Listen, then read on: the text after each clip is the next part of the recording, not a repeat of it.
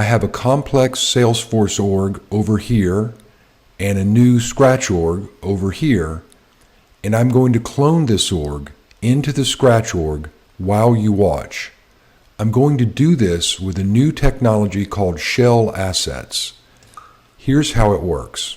This is a developer project that's connected to a local folder, and I'm going to select the org that I want to clone and create shell assets. So that took a couple of minutes, but I've created a complete set of shell assets over here in the developer project. These are simplified metadata assets that don't have any dependencies. And now I'm going to deploy them into the destination org. Go to the Deploy Metadata tab, import my job list, and I'm going to deploy all of those shell assets, almost 2,000 of them, into the destination. And so we got a couple of errors here. Two of these quick actions cannot be deployed.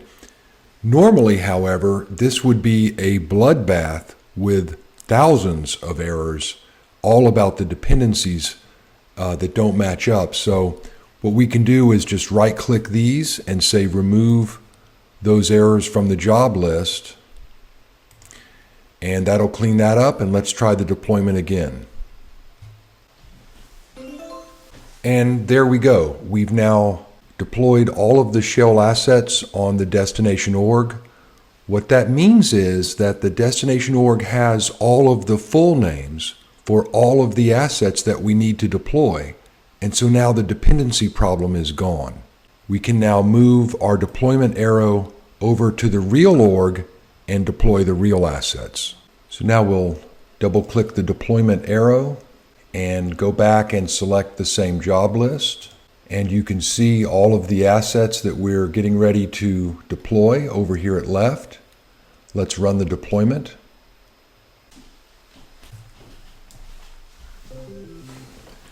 And there we go, deploying the real metadata resulted in a couple of errors. For example, we need to turn history tracking on the account object. Let's make those changes.